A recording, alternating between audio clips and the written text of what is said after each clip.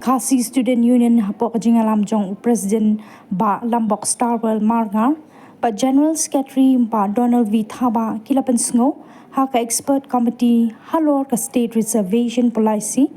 ka jilla badai ban aiben kendai po persen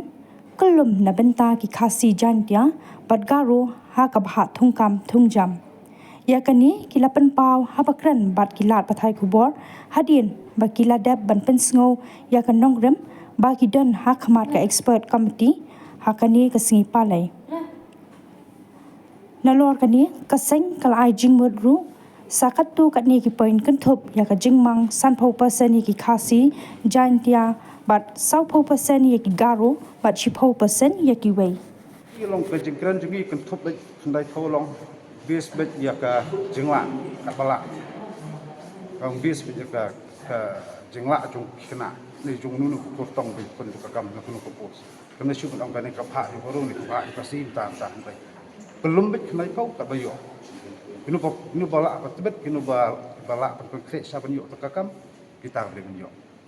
hatu pisu I hun ya di ajmut juki hapo ka jing yu I jungi kalong ba kumta handrai ka shongpat sa expert kumti ka panwandur kumno makan ling kumno ka panchong ram kumno kalau kene kumta lagi ni points ba pilara ni kadang kalau no points baki say baki don ke jingwit ni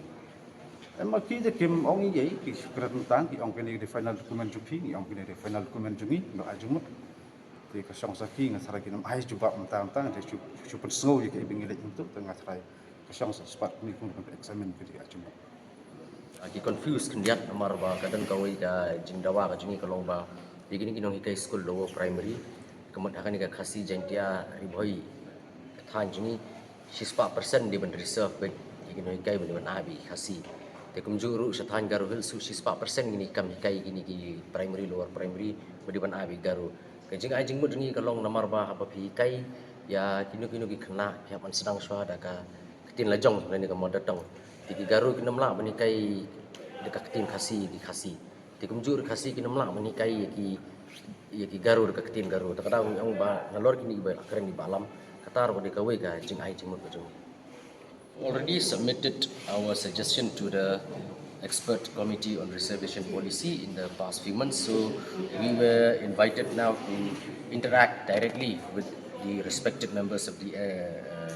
expert committee. So we once again raise the same suggestions that we have put forth.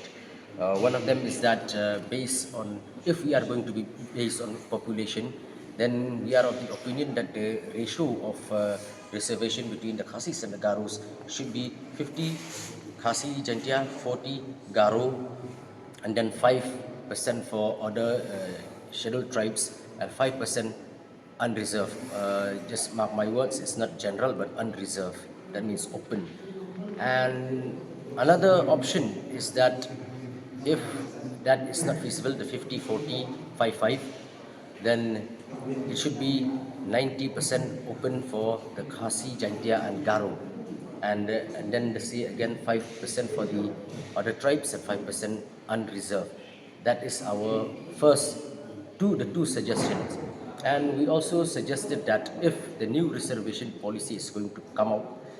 then it should not be retrospective, there should not be any backlog, but it should be fresh, it should start fresh. And the last suggestion is that we believe that with regards to education, reservation policy is also linked, and it is very important that when we impart education to the